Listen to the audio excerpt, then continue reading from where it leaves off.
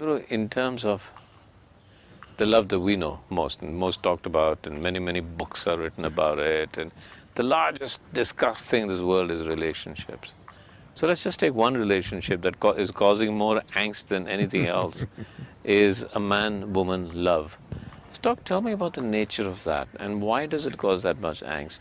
And is there a potential spiritual dimension to the nature of a man-woman love? We've talked about feminine, masculine, male, female. Is there something we can find in a marriage that takes it beyond the stresses and strains of an everyday practical marriage? See, there is no such thing as man-dog love, man-woman love, man-mother love, man-son love, man-daughter love. There is no such thing.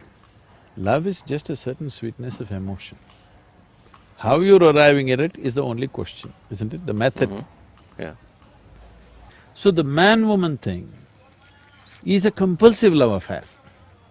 Nature is pushing you towards each other because nature is interested in only one thing, to perpetuating herself. If it somehow doesn't put a man-woman together, you and me wouldn't be here. So whether they love each other or not, that's not the question, they have to come together somehow, otherwise you and me wouldn't be born. So this is a compulsive need. This need is throwing people together to experience some sense of oneness. This is one love affair chemically supported by nature. Okay. All the other love affairs are not chemically supported by nature, it is just yours. But this is one love affair which is chemically supported by nature. For most of these love affairs, unfortunately, once the chemistry runs out, they wonder why the hell are they together.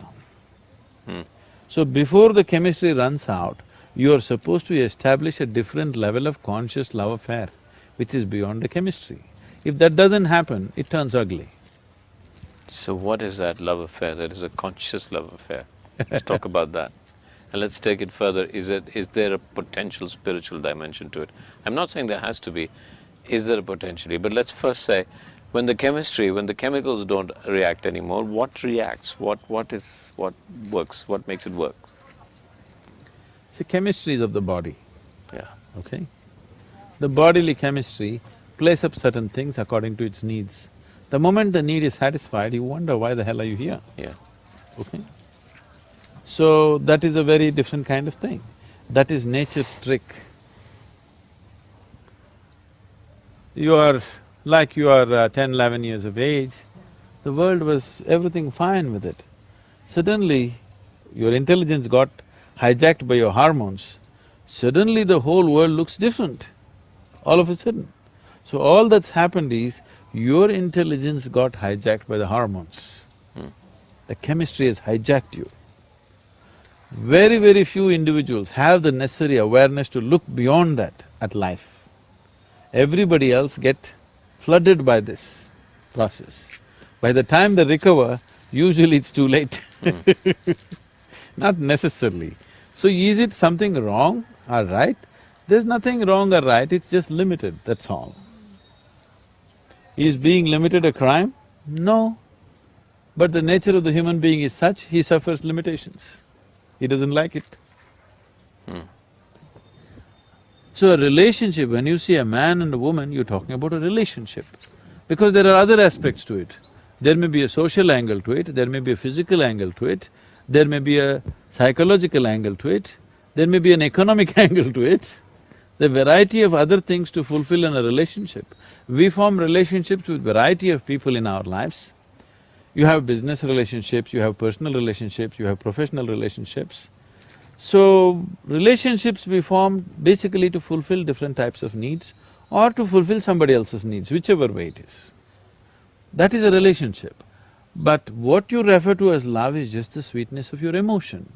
You can use another person to stimulate that within you, or you can be on self-start mechanism. So, but it's possible for two people together, if they've been together beyond the chemistry or the chemical or the hormones, to be starters for each other and continue that relationship. I mean, do you see value in that? Do you see value in people staying together for so long in a marriage? beyond duty, beyond say, okay, we have children, we have to do it together, society See, expects there us is a to. certain beauty for two human beings to weave their lives as one. There is a certain sense of… See, if you have to really be with somebody, you have to give up a part of yourself in some way. So the English expression falling in love is very significant. You can only fall into it.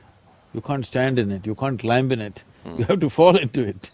Falling means some part of you has to go Yeah. to accommodate another, which is a good thing for a human being to do, that doesn't think too much of himself. One who thinks too much of himself cannot be in a love affair. Yeah. Somewhere you have to surrender a part of yourself to be in a love affair. In that sense, it's a very beautiful thing. But in this weaving, as you called it, is it possible for you to be with another person that becomes, and I'm just guessing here, that becomes the conduit towards your own self-realization? Is that a possibility? Could that be a basis of relationship? It is definitely a possibility, but it's a risky possibility. Okay, I understand that, right. You may just get entangled and lost in so many complexities of a relationship rather than finding the ultimate nature. I'm not saying it's not possible, it's very much possible. So that is why in India, when we got people married, we tied what's called as a Mangal Sutra. Today it's just a thread, a ritualistic thread. But that's not how it originally started. There is a way of taking a strand of energy from you and your partner and tying it up in a certain way, so that beyond your logic, beyond your understanding, beyond your psychological, emotional and physical needs, somewhere deep inside two beings are tied together, two lives are tied together. So, a lot of people cannot understand how these two people are together, because nothing seems to be common in them, but still they're like one, because on another level they're tied up. This can happen because of the physical proximity and the intimacy of the whole relationship, but even before you start it, we have a whole technology as to how to tie up two lives together. So we always said that this is a lifelong thing, you cannot break it. If you break it, you have to tear two lives apart. Because it was not just an arrangement, it was a kind of a union. If you listen to all the mantras chanted in the weddings, they're always talking about this, how these two beings are being welded together, okay? So anyway, you come from Bollywood, and there was a time 30 years ago, 25 years ago, every song was talking Janam, Janam, Janam. Now they're talking expiry date. Okay. So the whole context of relationships have changed, which I feel is sad, because the profoundness of being with another being has been lost in this. In the name of freedom, in the name of choice, actually you're becoming horribly compulsive. It's all about yourself.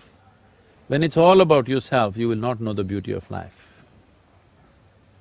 So these marriages which were done in a certain way was never about you, it was always about the other person. Both the people, if they think like this, it's about the other person, it's a beautiful place to be. If only one person thinks like that, it becomes exploitation. If both the persons don't think like that, it's just a compulsive relationship. Me trying to extract something from you, you trying to extract something from me, it's a conflict situation all the time.